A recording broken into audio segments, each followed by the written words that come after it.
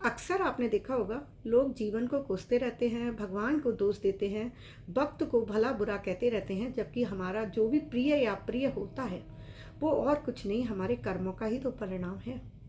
इसलिए हमेशा याद रखना चाहिए कि सदाचार का जीवन जीना है हमें। सदाचार का जीवन जिएंगे तो सम्मानित होंगे, और धोखा, कृतज्ञता और झूठ फरेब का रास्ता अपनाएंगे तो अपमानित होना ही पड़ेगा। किसी अन्य में यह शक्ति नहीं कि वो हमें सुख या दुख दे सके। सुख है तो वह भी हमारा, और दुख है तो वो भी हमारा, वह भी तो हमारा ही अर्जित किया हुआ है। जब सुख कहते हैं कि हमारे कर्मों से मिल रहा है, हमने ये मेहनत करी है, तो दुख क्यों नहीं हम कहते कि यह हमारे कर्मों की वजह से मिल रहा है? उससे क्यों हम भागते हैं? उसका श्रेय क्यों हम अपने वक्त को, अपने भगवान को देने लगते हैं कि जीवन की लेखनी उस विधाता ने लिखी है, सब बुराई लिखा? क्यों कहने लगते हैं ऐसा? जब सुख का सारा क्रेडिट हम लेते हैं तो दुख का क्रेडिट हम अपने पर क्यों नहीं लेते?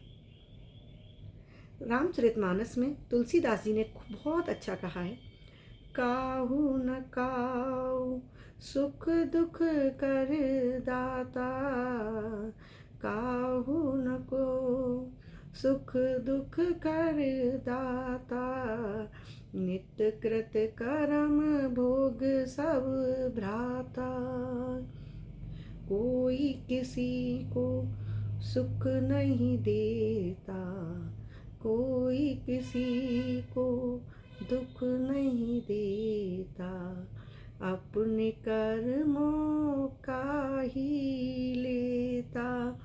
तुलसीदास जी कहते हैं कि कोई किसी को सुख दुख देने वाला नहीं है, सब अपने ही किए हुए कर्मों का फल भोगते हैं, क्योंकि इस विश्व में कर्म प्रधान विश्व करि राखा, जो जस करहि सो थल फल चाखा। कर्म प्रधान विश्व करि राखा, जो जस करहि सो तस फल चाखा। कहने का तात्पर्य है, विश्व में कर्म को ही प्रधान रखा गया है। जो जैसा कर्म करता है जैसा फल भोगता है। अच्छा करोगे तो अच्छा मिलेगा, बुरा करोगे तो अवश्य बुरा ही आपके हाथों में आएगा। हमारे सत्य सनातन धर्म हमको यही सिखलाता है कि सही राह पे चलो। कहते हैं इंसानियत इंसान को इंसान बना देती है, इंसानियत इंसान को इंसान बना देती है, लगन हर मुश्किल को आसान बना देती है। मंदिर में पूजा करने वाले आस्था ही से तो भगवान पत्थर को भी भगवान बना देती है। इंसानियत इंसान को इंसान बना देती है, लगन हर मुश्किल को आसान बना देती है। लोग यूं ही नहीं जाते मंदिर में पूजा करने, आस्था ही तो है हमारी जो एक पत्थर को भी भगवान बना देती है। तो हमें बस अपने आप पर, अपने भगवान पर विश्वास रखना है कि हमारा परम पिता परमेश्वर हमें बचा लेंगे। और कैसा विश्वास रखना है? बिल्कुल एक उस नवजात बच्चे की तरह, एक छोटे से बच्चे की तरह, जिसको कि आप गोदी में लेकर खिला रहे हैं और आपने उसको ऐसे पकड़ा और ऐसे उछाला। वो बच्चा तो भी मुस्कुराता रहेगा, नीचे आएगा तब तक। क्यों? क्योंकि उसे पता है कि आप उसको गिरने नहीं देंगे।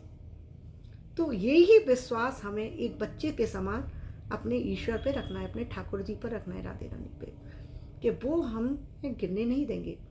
बस हमें करना है कि एक काम, कि सही राह पकड़नी है। रास्ते में बहुत सारी रुकावटें आएंगी जब आप इस राह पे चलेंगे, रुकावटें भी आएंगी और प्रलोभन बहुत आएंगे। मैं सच बता रही हूँ, मेरे जीवन का एक्सपीरियंस बता रही हूँ। जब आप भक्ति मार्ग पर चलते हैं ना, तो रुकावटें जितनी आती हैं उतनी आती हैं, एक समय के बाद फिर रुकावटें कम हो जाती हैं और जीवन में प्रलोभन मिलना शुरू हो जाता है। क्योंकि रुकावटों को तो एक बार को आप चीर के आगे बढ़ सकते हैं कि नहीं, मुझे तो आगे बढ़ना है, पूजा करनी है। लेकिन जो प्रलोभन होता है ना, उसको आपको चीरना बड़ा कठिन हो जाता है, क्योंकि वो है माया का जाल। जब आप पीड़ित हैं तो आप कष्ट में भी चल लेंगे, विपरीत परिस्थितियों में भी आगे बढ़ जाएंगे।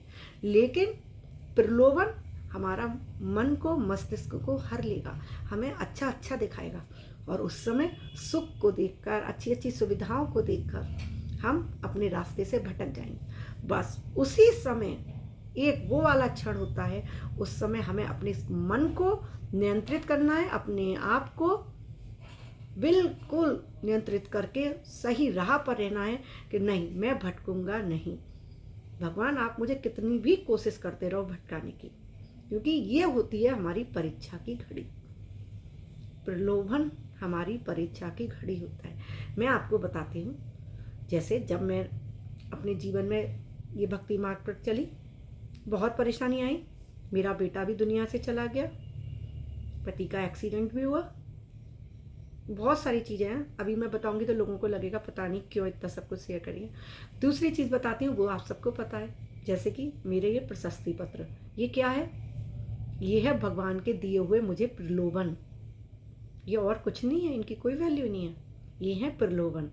इनको देखकर गर्व महसूस करना, ईगो आना और इन सम्मानों में खो जाना। क्या मुझे इनमें खोना चाहिए?